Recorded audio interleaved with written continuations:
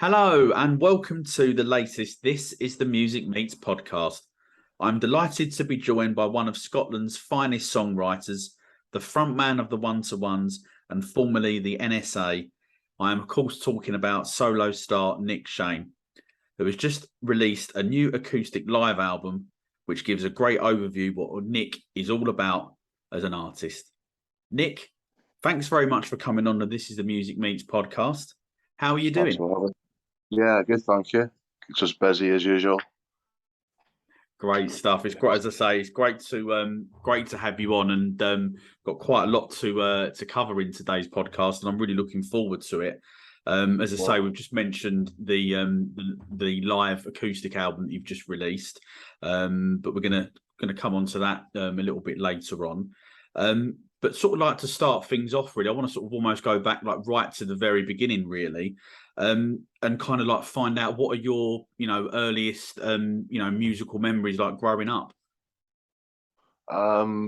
Probably right back at the start, it would have been probably my brother or my dad, possibly. My mum as well, I suppose. With my mum was into the Beatles and Yeah. the sort of northern folk kind of bands. My dad was into more sort of blues kind of music, Mm-hmm. other things as well. And my brother was into like the Beatles and that. So yeah, going back, listening to him playing the guitar when I was a small child would probably have been one of the main sort of reasons that I started doing what I was doing, and from then it just sort of went, sort of definitely like I started for the same reason that everybody started, was to impress girls and boys and stuff. So Definitely. So yeah, would you? that's the main reason why a lot of people do what they're doing. Yeah, sure. And would you say, looking back and looking where you are now, would you sort of say that those influences are still very much, there in your songwriting and, obviously across, obviously the One-to-Ones, obviously recently, and obviously like your solo stuff as well? Well, not so much the chatting up girl side of it, but the songwriting and that, yeah, it kind of goes kind of back and forward between the sort of modern vibes Yeah. that we did with the album in April with the 121's album. That was sort of heavier and more sort of indie and dark and Mhm. bluesy and that kind of thing. But the solo stuff's more sort of, it's really stripped back. And the only reason that it's not played live with the band as much because we don't really have it's quite difficult to transport orchestras and seven guitarists around the country like live and stuff. So the solo stuff, kind of like that, like the brand new stuff is very like it's very orchestral, and there's Yeah. lots of different sort of instruments. Lefty is quite heavily involved in the new stuff, like he was with Wire to the Moon, that album that I had in April. So yeah, it's all quite weird and mysterious and nice, and those two singles will be pretty good. We're going to put them out maybe, well, hopefully by the end of the year. We've had a couple of mad ideas for Christmas singles and stuff like that, but I'm not sure if that Christmas single idea that I had was going to transpire. So I don't know. We've got two pretty decent songs to put out that are quite laid back, very Yeah. laid back, and quite strange and mysterious. So yeah. Oh, okay. Well, that sounds sort of really interesting and quite exciting, actually. That you've got that you. It sounds like you're going to have a couple of, certainly maybe one new tune at the very least out before the year's over.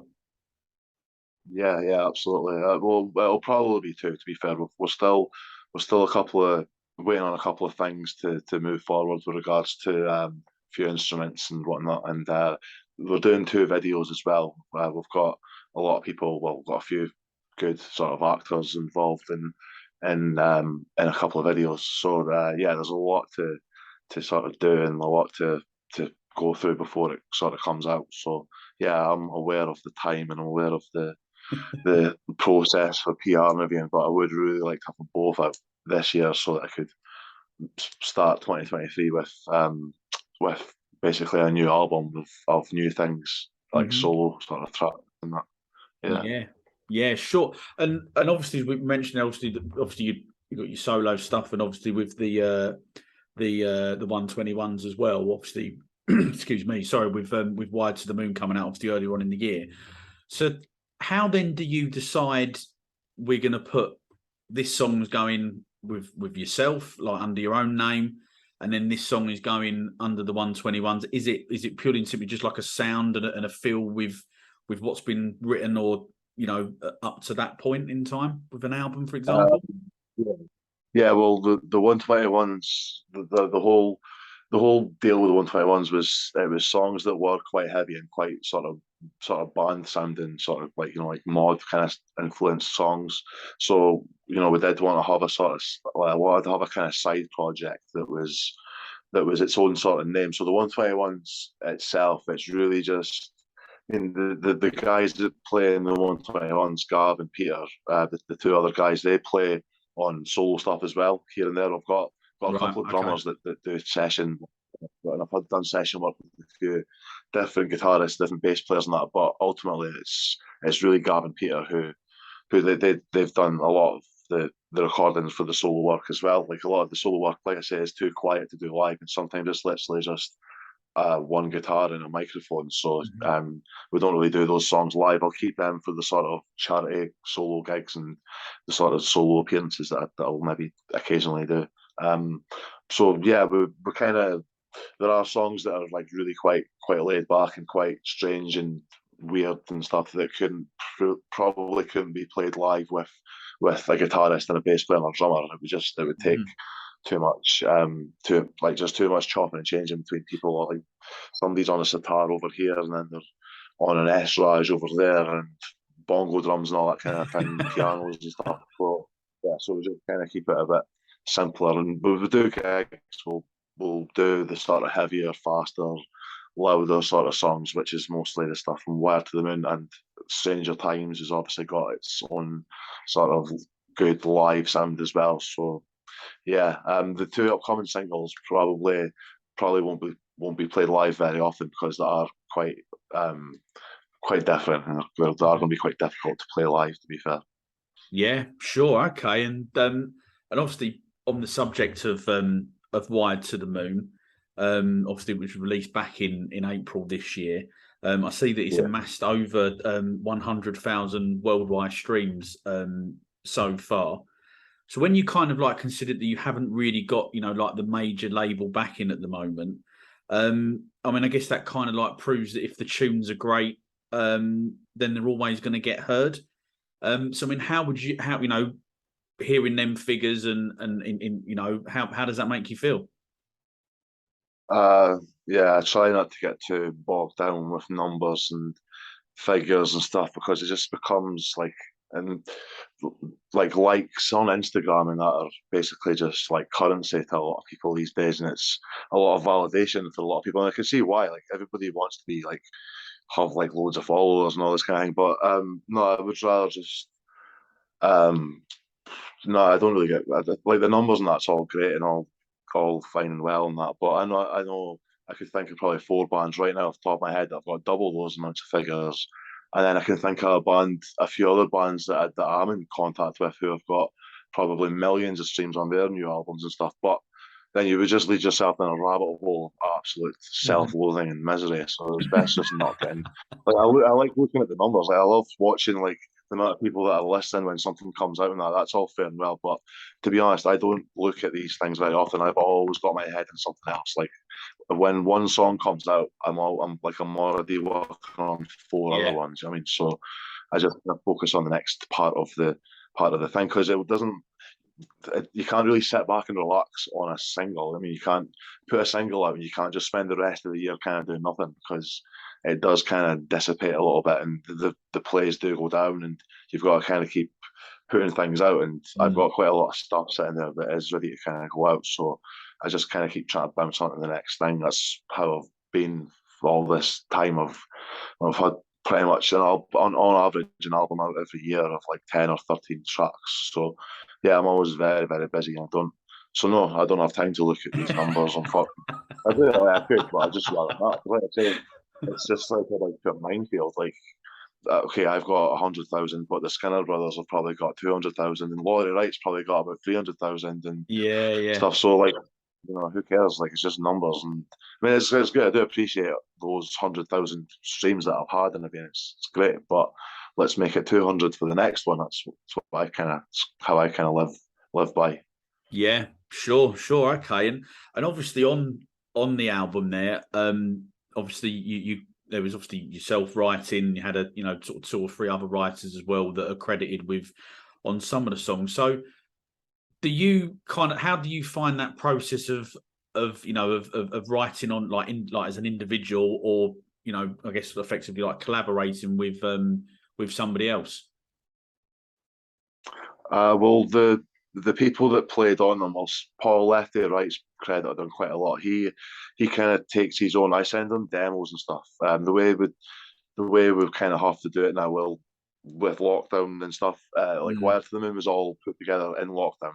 It was meant to be. It was actually in the process of being recorded in March. Was it the March 2020 that it started? So Yeah, yeah. it kind of be out a while ago, and the lockdown hit and all the studios and that shut, so we had to kind of just patch it. So the way it works now is people have got their own sort of remote little stations, and Neil Morrison, who's again a fantastic songwriter, he plays on a couple of songs. Hmm. He would just do all his own stuff in his own space and send it back to me, and I would send it on to the studio to be mastered. And same with Lefty, and same with Jen on backing vocals and Haley on backing vocals. We'll all kind of just do our own recording in our own space, and or into a studio, and then get it mastered from there. So yeah, I've never really written a song with anybody per se. Like I wrote kind of Stranger Times was kind of written around what Ali did on guitar, and Wire to the Moon, the title track certainly was written around the feel of the band at the time, which would have been Gavin and Peter and stuff. But a lot of these songs are quite old. Like a lot of these tracks lead back to 2 or 3, sometimes 5 or 6 years Right, previous. okay, So yeah. yeah, so yeah, like Cloudy Monday, for example, I wrote that when I was 17. That would have been 2007. And that didn't come out till 2020, and all those songs were all written 5 or 6 years ago, and that. So yeah. Yeah, an interesting mix there. And would you, when you look back on albums, is there like a song that you would go on sort of like most proud of, how that sounds on the final record? Or I'm assuming obviously if you've released them, you're going to be pretty happy with all the sound. Otherwise, it wouldn't get released, right? Yeah, yeah. Well, it would probably. It's like every album I've had's been like my best album, I think. And but as soon as it's out, and as soon as other songs are recorded or being written or recorded, those kind of the last whole album sometimes can kind of fall to the wayside. Apart from occasionally one or two or three will pop up, like the NSA songs. I still try and keep a few of those songs going. The band do kind of do their bit to try and still keep those songs sounding as vibrant as what they did when they came out. So yeah, like Long Brown Hair, Junkie, Feverland, a few others, and kind of they'll kind of stay. But a lot of them, yeah, a lot of songs do just get written and recorded and just get shelved, Yeah. and that's it. They'll get move on. Like a lot of the songs that have got lots of acoustic guitars in them, or lots of harmonies, or lots of strings, and that, like, sometimes you just can't do them live. Certainly not how you would like to do them, and they just kind of get left. Yeah. Yeah, yeah, sure. And obviously, in July, obviously, of this year, your like most recent solo single, "Stranger Times," obviously came out. So for those that haven't heard it yet, why haven't you? But can you maybe give us a little bit of a bit of a background into sort of like the meaning of the song, and and how you came around to recording it? Yeah. So originally it was just a little sort of silly. It was really based around a little riff that I'd made up with a really nice chord in it. I think pretty sure I've never seen this chord before, but I'd sort of worked out this little chord, and I liked the riff, and just based basically the whole song around that little riff. So like basically the intros.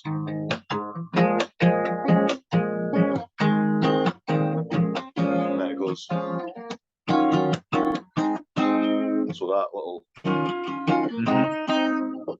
that one bit is basically the whole thing. And so I started it just before lockdown. I got the riff, and then I got the chorus sort of riff and that, and then and I started to write the lyrics about like lockdown. And it was as lockdown had kind of started, I'd written about how like going into lockdown would be obviously quite difficult, but coming out of lockdown was going to have its own kind of problems. And as this, so it took basically 2 years from writing it to releasing it. And when I was releasing it, it kind of was coming out of lockdown, and the problems that I thought were going to happen were starting to kind of happen, with people being anxious and not like feeling a bit out of place with suddenly being locked up for 2 years and then being released again as if nothing's happened, and we're supposed to just move on and forget about the fact that we were locked up for 2 years. A lot of these kids that were complaining about or causing all the trouble, like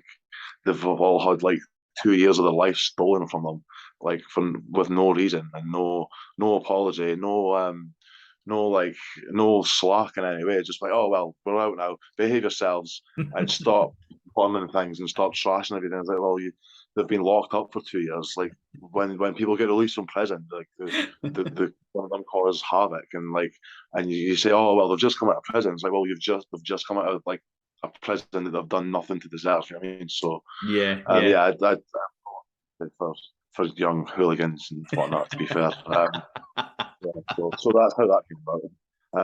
That's how the song came about. It was maybe about sort of like depression and that kind of thing. And so I'm still in two minds whether whether it's I was going to promote it in that way, like where it was about depression and about sort of like feeling isolated beyond lockdown and stuff. So I'd originally told Charlene Spiteri this when I'd met her at a Texas gig, and I'd asked her to be involved, and she said she'd be up for it, but they were on tour at the time. I was speaking to a friend who was pals with Ali, who played the guitar, and he said to just give him a message, like on Facebook and whatnot. So I found him on Facebook and spoke to him, and he agreed to do it. And we've been pals. Not say we've been pals. We're not like best friends, but like we're just speak occasionally. What I mean, and he's in the process of recording guitar parts for the new songs as well. So he's seemed to be a semi-permanent fixture for the year with regards to guitar tracks and that. And who knows, we might get a gig together one day. He stays. Well, I won't say where he stays. I've already given enough information. Yeah, he won't thank you. I'll probably shouldn't be saying all I say because people might search for him. But no, he lives somewhere in the UK, and we may meet up. Who knows? But yeah, that's how the song came about. And from then, it's because the song itself, I think, is kind of a cross between Wire to the Moon and say Cloudy Monday or Youth and the Young, like from the actual solo, like completely solo side of things. It's a kind of cross between songs in a way. So I like to keep that vibe going, like not have it too boring and mellow, and have a little bit of vibe about it, and a little bit of a dancey kind of Texasy feel about it. Yeah, sure. And that sort of takes us on quite nicely, actually. Obviously, we mentioned at the top of the show with the you've just released the new acoustic live album, which is called Live at the Blend Coffee House in Dundee. It's obviously it's a fantastic sort of collection of songs there, and for me gives a sort of a different perspective really of the 121's Wired to the Moon album. So how then did the idea of the acoustic album come about? Is it something that you've always wanted to do, or is it something that just sort of came sort of like naturally as a as like a conversational sort of decision to try and do something maybe a little bit different to what everyone else is doing at the moment? Yeah, it was just a good opportunity to record with Ed, who plays piano. Basically, he's a really fantastic piano player. He plays on all the solo stuff. He's done Stranger Times. He's doing the new stuff as well. So He runs, well, he was running a few gigs at a Blend Coffee House. A lot of people have played there over the past maybe year or so, and we just decided to record our set. He'd asked me to play a gig there, and I'd arranged for him to play with me as well, learn a few songs and that. So just decided to record it and put it out. Why not? The tools were all there, and Graham Brown and Connor Brown recorded it for us, and then we put it out a few months later. So yeah, I like to do little live things here and there every now and again. Like we recorded a whole live version of Wire to the Moon in lockdown in different sort of studios, but I'm still to do something with it. We're gonna maybe keep it up, but we'll play the songs much better now, I think. So I don't really like putting stuff out that's pretty rubbish, to be fair. Yeah. But even the live album, people have said they like it, but I wouldn't be rushing to listen to it anytime soon. I just think again it was rushed. I felt I rushed myself, and I'd had a lot of coffee because it was a coffee house. It was not. It was literally all just coffee. So I had about 7 or 8 cups of coffee before I'd played, and my hands were shaking. I was absolutely sweating. I just got myself too nervous and flustered. And yeah, it sounds a lot better now, but everybody probably says that about their live stuff. So it is what it is. There's no point sitting on stuff and crying about stuff. Just record it, and if it sounds not as good as what you think it might, then who cares? Just put it out. So obviously some of the tracks that are on the 121's album, such as Revolution in Our Head, sorry, and obviously Stranger Times that we've touched on, have kind of like got a bit of a sort of a political sort of vibe about it, maybe sort of feelings of sort of anger and maybe, you know, the well, sort of like the government, obviously, as we've mentioned. So do you sort of like feel that there's still a platform for musicians to voice their opinions on topics like this? Or do you kind of like feel that maybe now it's, you know, maybe sort of a bit like a dying art type of, if that makes some sort of sense? Yeah, a bit of both, really. It's a shame that it has become a dying art. I mean, like, there's a lot of issues that people have got with the government. And, you know, I don't think not everybody's ever going to be happy. Like 100% of people are never going to be happy, but there are issues that are just painstakingly too much to like overcome. Like Revolution in Our Head was written in about 2017 or 18, or maybe even sooner, earlier, sorry, when it was all the food banks were on an absolute rise up in Scotland. The Tories were just like really. It's always been bad, but I felt personally for me it was bad for me at that time. You know, there'll be people that'll think it's worse now. You know, people that think it was better then or whatever. But me personally, it was a kind of rough period for me, having to cope with a few sort of difficulties financially and socially, I suppose, as well. So yeah, Revolution in Our Head, there was completely about there was a line in it. It was about an affair that I had actually as well. But yeah, I just it all kind of goes together. It was 12 years ago. It's no skin off my nose, but yeah, there was a line about So there's a lot of lines about the food banks and like watching your family and your loved ones dying around you because of being skint and that kind of thing, and having affairs. Yeah, sure. Well. I mean, obviously on that, do you kind of like feel as well that, as I say, like people are almost scared to speak out and voice their opinion, like what they're actually feeling, or you know, in terms of obviously we've mentioned their food bank. Obviously, is a you know, whichever way you look at it, it's a pretty dire situation, isn't it? Really, we should, you know. Fact is, we shouldn't be any food banks. You know, let's get it. Not a country that's as rich as this. There should be more being done. But that's my 2 penny worth for it anyway. But kind of like, why do you feel, or why do you think maybe that people don't seem to want to speak out as much in their music with like topics that that are pretty much a hot topic, so to speak, in like from a social perspective? Yeah, well, probably.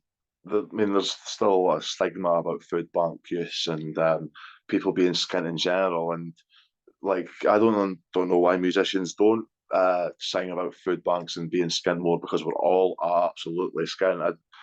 Part of like, only when do you break into the charts again, when you start seeing real actual money? Like, we're all Hmm. absolutely skint. I don't know anybody that can live off of like Spotify streams and that. Like, it just can't happen. I mean, like point three, it's now point three of a pence per stream now Yeah, or something like that. And like, I don't know anybody that can live off that. This in our kind of ballpark. Like myself and the guys that you have on your playlists and that. I yeah, don't know any of them that would get enough streams to live off of, just basing on that sort of number yeah, alone. yeah, So yeah, there's a big stigma. I sat on the radio on Wave 102 in 2016 and sat and told all of Dundee that I'd been at food banks and I was using food banks and I was skint. Now, being because they wanted to know the guy wanted to know what the songs were about, and I was like, well, the songs are about being absolutely skint.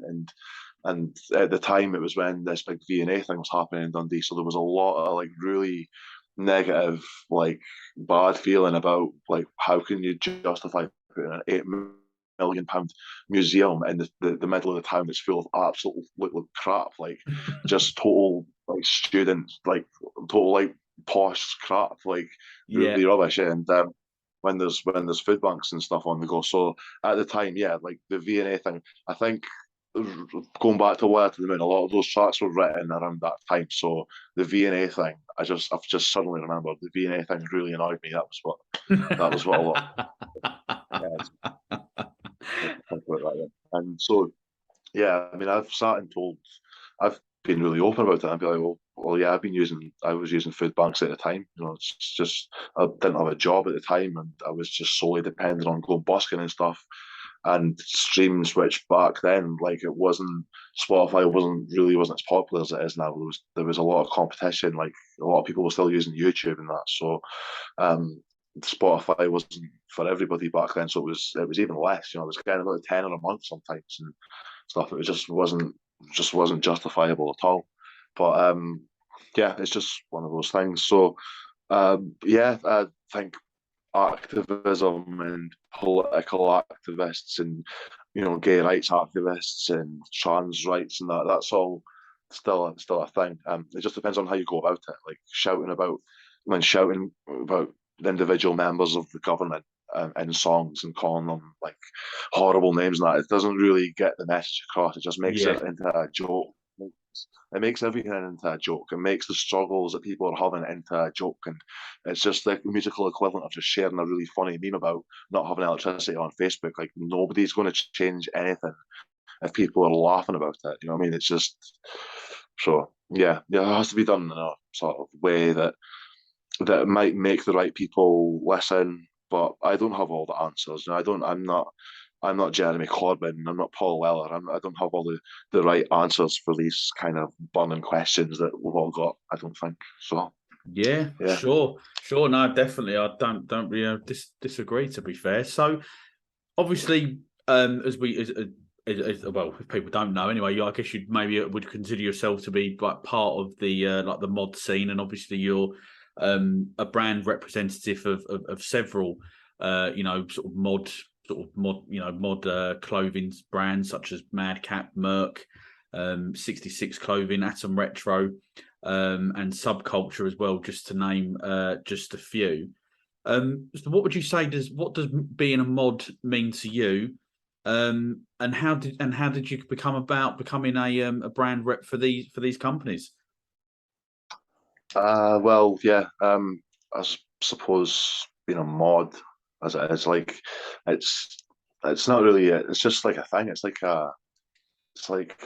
you're a mod before you even know what a mod is, or I certainly did. Anyway, I knew I was into that sort of style, like the hairstyle and the clothing style originally. It was really just like sort of like Paul Weller, bits of Paul Weller and Liam Gallagher. Like, they say Paul Weller's the mod father, but Paul Weller's changed it up over the years. You know, he's done his own kind of thing. And Liam Gallagher's kind of went with like people look at a modern and they'll just think Liam Gallagher. That's the modern way people kind of think, but really it goes kind of back further. Like Steve Marriott and Paul Weller would have been the faces of these sort of organisations before Liam Gallagher was like the poster boy for it. But it's all kind of just started with Oasis, I suppose. They like they were out at the time when I was growing up, and they sort of led to Weller, led to the Who, led to the Jam, and then it sort of went from there. And then from then I've kind of went back further to the 50s and the 60s, and like this new album I've got a few covers that I'm thinking about maybe doing on there. One's from 1960 and one's from 1930 that I'm thinking about maybe putting on as well, which is like a really old sort of blues kind of track, which again it all stems back from the sort of northern soul and sort of rhythm and blues and that. So yeah, it's just a kind of it's all just a look, really. I mean, when you think about the aesthetic of it, but you've got to kind of put your own spin. You can go out wearing like a Harrington and have your hair cut the exact way and have like the shoes and like have the, you know, it could be like a proper mod, or you can put your own kind of spin on it. And people like Madcap and Merck and all these guys, they've all kind of got their own little styles here and there. Like they'll take a polo shirt, but they'll maybe make it a little bit more 70s than it is sort of 80s or 90s, or they'll take a Harrington and they'll do mad things with it and that. So like the sort of Afghan coat that I got from them a few months back, again wouldn't really be nothing to do with Oasis in any way. So it's they do like to put their own kind of spin on it, keep it like from not just 90s and 80s, but sort of 60s and 70s, bits of the 50s and whatnot as well. Yeah. Yeah, sure. And obviously, also, well, you've just announced details of 3 gigs that are happening, well, in October, which look like, from the sounds of it, they're going to be the last sort of shows for you of 2022. So can you tell us a little bit about these shows, and for people that are coming down, what can they expect from Nick Shane? Yeah, cool. Well, there's 3 sort of different styles, I think. Well, the first one's October the 6th. That's in a place called McCool's in Glasgow. That was through the management label that sorted that out. It's with Kiyoshi Station and Stay for Tomorrow, 2 other bands that Jay manages as well. That's on the 6th of October. That's in McCool's in Glasgow. I think it's just a case of turning up. I don't think there's much in the way of pre-sales or anything like that, which is always nice to hear. And after that, we're the 8th of October. We're in Dundee, and it's just myself, and that's Ed, my piano player. He runs these gigs at Blend Coffee House, so I think it's just a lot of the bands who have played for the past few months or so are doing a sort of big festival together. So again, it's in Dundee. It's just entry door money. I don't think there's any pre-sales. And then again, on the 15th of October, it's another charity night. It's Jenna Gordon's charity that she's running. I've forgotten what the charity is, but we'll just skim over that. It's too big and massive one. It's really sorry, because I was sitting having a conversation with somebody on Facebook about it. They were like, "Oh, that's really good. I've got that as well." And I was like, "Oh, yeah." It's really hard to be involved. It's I haven't got the full name in front of me, but I do definitely remember seeing that it was to do with endometriosis. Right. On that one. So yeah, I remember that. Cool. Right. Well, that's it. Yeah, that's the one. So yeah, big follow of that. And so I'm playing that on the 15th of October. That's in Dundee as well. It's in the Park Hotel, I think. So yeah, there's one in Glasgow and there's 2 close to home. And then I'm just going to take my time a little bit and work on some new stuff. Work on just things needing sort of sorted out here and there, with a few tracks, a few other issues as well. A few videos that are on the way out.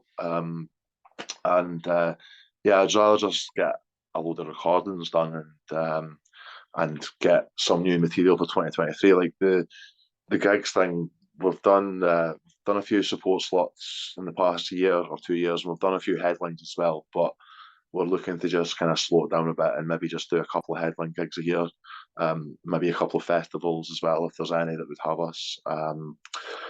But yeah, we're looking to just slow things down a bit, and I'm going to do a lot more sort of production-wise, sort of videos, nice sounding songs, cool photos. You know, Gail Porter and all that. Might do some more work with her. Might change it up completely. I might decide not to do music at all anymore in 2023. Who knows? I might do something completely mental. Like a movie or something. I don't know. Film or I'd like to be in other people's videos, to be fair. I'm always crawling about looking for people to be in my videos, and nobody ever asked me to be in this. So I would like to be in other people's videos, have a little character. Yeah, sure. And for those sometime. And yeah, sure, definitely. yeah. Well, yeah, it's been a quite a fast-paced sort of year. We had from the start of the year, it was Valentine came out, and I was doing all the promo for that, and then Wire to the Moon came out in April, and then we did the tour in May, and then Stranger Times came out in July, and the live album that was just did there came out, and then there was lots of gigs surrounding that time. And now I'm going to do On Riverside and Shine Over Me, the two songs that are coming out this year. So yeah, it is really tiring, and I'm really tired. Basically, I'm really tired. I just really want like a couple of weeks or a couple of months where I can sit and just not worry about a thing. But like I say, you've got to keep some kind of fire burning somewhere. And I'd rather just pile up a load of recordings for the rest of the year, maybe get 6 or 8 recordings that are ready to go, and just put loads of singles out for the first part of the year, and maybe thinking about planning a tour in February. But I don't know, I was planning one in November, and I just decided to just not do it because I was still too tired. So I'm getting very tired these days. I don't know about anybody else, but I'm shattered all the time. So we've got some quick fire questions for you now. What's your favourite venue to play? I don't know. They're all good, I suppose, but Room 2 in Glasgow is very good. The sound of the drums is incredible. The sort of buzz of the sort of bass side of things is really good. We've been looked after quite well in a few different venues, like the Barrowlands back in 2015. They were very nice, very accommodating, really nice people. Same with Nice and Sleazy's in Glasgow as well. 3 Glasgow venues, and the staff and all that are always really nice, welcoming, friendly. Yeah, it just depends on what the situation is, I suppose, but for the venue to seem good, I suppose. There's a few Barnum's in Edinburgh as well. We thought that was a good gig. Yeah, there's loads and loads. Yeah, sure. And if there was any venue or festival that you could go and play, which one would you choose? There's probably about 100, 150 probably. All the ones that don't reply to my emails, probably. One, I'll tell you. And yeah, uh, let's go with all the festivals and all the venues. King Tut's, probably. I'd like to play there. Um, I'd like to play in Edinburgh more. There's a lot of I find ourselves in Edinburgh very often. We played in Bannerman's a few months back, but I think that was the first time in a long time, like a good number of years, that any of us had played in Edinburgh at all. So I'd probably like to play there more. I've got really nice people there, and a few of the Glasgow ones as well, I suppose. Yeah, festival wise, probably. Yeah, probably all of them. Nothing too mental. Like I don't see myself getting thrown about and covered in urine or anything. Certainly not when I'm meant to be playing a gig. Um, No, definitely. I don't blame you for that. And I think I already know the answer to this question. Playing vinyl or streaming or downloading your music? Well, yeah, I don't actually have a vinyl player at the moment. I did previously, but I've got a few. I've collected a few records over the years from my pals and other bands and that. But yeah, vinyls are really hard to get a hold of, and they're very expensive to be able to fund. And I would like to live in a world where everybody's got vinyls and stuff, but when you're kind of on the move, you're kind of relying on streaming and that. So I can kind of see both the sides of it. I mean, streaming is very very cheap. It's very very um, logistically, it's it's very easy to maintain. You can have thousands and thousands, well, endless amounts of songs on your phone and that. But yeah, the sound obviously, vinyl sound is always nice. But sitting on a bus, you couldn't really do that. So I can understand. I do like. We're gonna maybe think about getting some vinyls of possibly Wire to the Moon. Certainly the new album that I'm doing that'll have like Cloudy Monday, Youth and the Young, Stranger Times, and the next couple of singles on it. Definitely going to think about that. Lefty's put me in touch with his guy that does his vinyls and stuff. So I'm maybe going to go down that route. He seems to he seems to do quite well with his vinyl sales, and he has like a fan base who are only vinyl and that. So Mhm. yeah, I can maybe see myself breaking into that market in the next couple of years, hopefully, when things the pricing of vinyls is really like extortionate, and that's the kind of main thing that stops a lot of people from doing it. Otherwise, we'd all be doing it.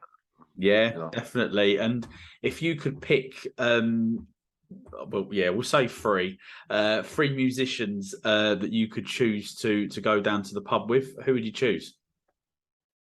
Probably be I don't know, like the guy from the Skinner Brothers seems pretty mental. Zach, Yeah, definitely. Yeah. pints to be fair. I don't know. Charlene Spiteri, she seems mental. She'd be a good laugh.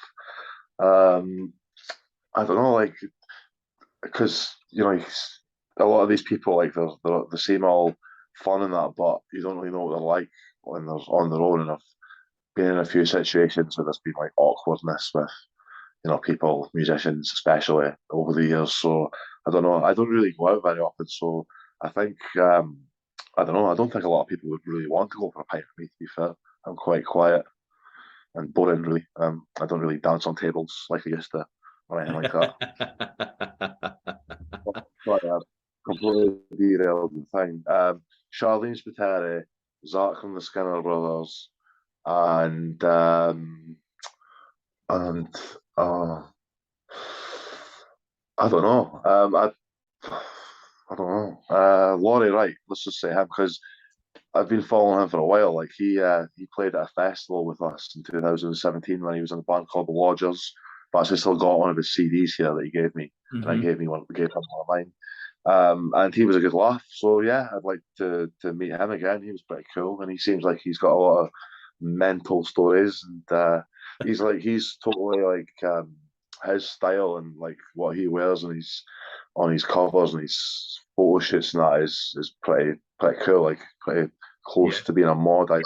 Yeah, Yeah, definitely. Yeah. Yeah. Hey, three great choices there for me.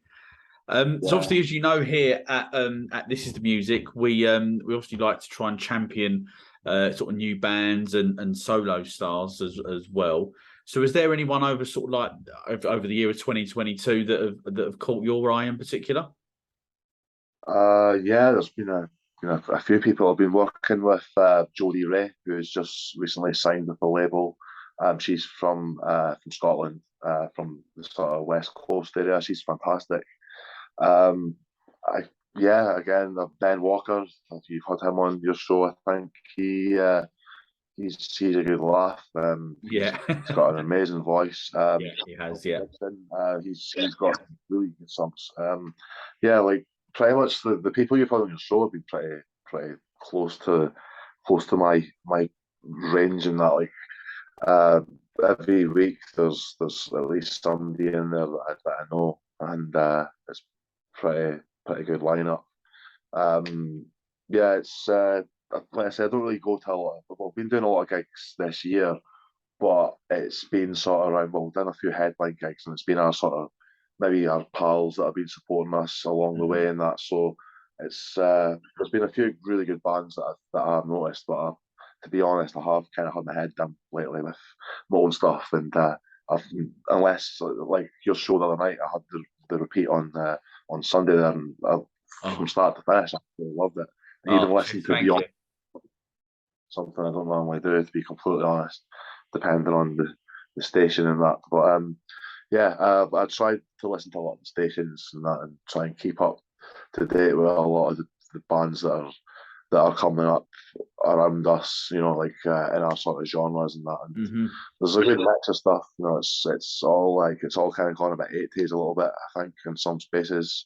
There's a lot of like Stranger Times had a Stranger Times, the program, has had like a kind of an influence a little bit. Like there's a lot of Kate Bush and Metallica albums being sold all of a sudden. So yeah, it's a good time for music. I think there's just not a lot of there's not a lot of appreciation for it. There's not a lot of funding for it. There's not a lot of you know, there's not a lot of venues that are like maintainable. I think like you could go into a venue and it could be free entry for all you know, and if you're still paying like extortionate amounts, like £6 for like a tin of beer and stuff, then you're not going to get the footfall that you got before lockdown and that. You know, there needs to be a more support, like it's like the electricity, it's like the gas, and it's like the fuel and that. Everything's just going up, and there's just no rhyme or reason for it. It's just everything just needs to cost an absolute fortune now, and that's why I've kind of wanted to do less gigs and that. I want to just focus on being streamed and being viewed rather than being people coming out and having to spend a fortune to come watch me, because you know I can't afford to go out half the time, so why would anybody else? You know? Yeah, no, definitely, I agree with you totally. And what's going to be next then for you? You've kind of like mentioned you've potentially got 2, maybe 3 songs coming out before the end of the year, and you've also sort of mentioned throughout the podcast, you know, you've got a couple of other sort of exciting projects, you know, on the go. So are they going to see the light of day before the end of this year? That the 2 sort of projects you've mentioned and the music, or are we sort of more looking now towards, you know, sort of early part of maybe next year? No, I've still got a few things to do this year. This month, well, we're coming to the end of recording the 2 songs, and sort of mastering them and stuff like that. So yeah, we're looking to. I think the end of October we're going to have a single out, if not within sort of 2 weeks of that, and then we're looking at maybe 4, 6, maybe 8 weeks after that. There could be another single out as well. It might take us into the new year, but yeah, I would like to have them out this year. It's just going to be about PR for the rest of the year, and radio plays for the songs themselves. I've got a few contacts with like sort of film festival kind of side of things where we're looking to. Well, one of the videos we're doing is going to be pretty big, and it's got a lot of parts to it, and it's got a lot of fantastic people in it as well. And the other video that we're doing as well is also pretty cool. We've got an actor, a pal of mine, that's been in a few Scottish programs and stuff over the years. He's been involved in the video for that. So yeah, it's all about kind of videos and cool sounds, and just taking it easy. Like it's been a pretty fast paced sort of couple of years. Even before lockdown finished, I was really busy with the band's album and recording it all from home and trying to master it, and then having to send it to a studio to master it and stuff, and all that kind of stuff that went with it. So I'm just looking to maybe do a lot from home. Do, like I say, a couple of gigs here and there, headlines throughout 23, but nothing too mental, I don't think. Great stuff. Well, it certainly sounds like it's going to be a sort of a busy end to the year, and obviously quite exciting as well to hear the future plans and what you have got in the pipeline as well. Unfortunately, that is the end of the This Is the Music Meets Nick Shane podcast. Thank you very much for coming on. I've really enjoyed it. It's been great getting to know you and understanding how you work as an artist, and obviously the crossover with the 121s and obviously into the solo stuff as well. But just before you go, can you let the listeners know what social media platforms you are on and where they can find you? Yeah, it's pretty much the usuals: Spotify, Apple, iTunes, Google Play, Deezer, Tidal, which is a thing that's on. Apparently, I've never heard of it, but there you go. I think also on Instagram, on stories and that, you can use songs. Just type my name into Instagram when you're putting a story up. You can use a song on there. It'd be quite great. And Facebook, Instagram, Twitter, all the usual places. Just type in my name and you'll see me. I'm on most things. I'm on TikTok as well, but I rarely use it. It's just there because it kind of needs to be there and stuff. It's just one of those things. I'm gonna look at maybe doing a bit more with it. Not so much dancing around like a pure melon, but I'll maybe look at putting little clips of videos up on and maybe just making the sounds like these little 8-10 second sounds. Just if that's all people's attention span is these days, then let's just do that. Yeah. Absolutely. Absolutely. And we'll include Nick's social media handles in the episode bio, along with the 3 gigs that he mentioned that he's playing in October as well. All that leaves me to say is thank you for everyone tuning in to the latest This Is the Music Meets podcast, and thank you as well to Nick for coming on today. It's been really enjoyable. Lovely to meet you finally. Absolutely, definitely. Couldn't agree with you more there. And I will see the listeners somewhere down the road. Thanks, one.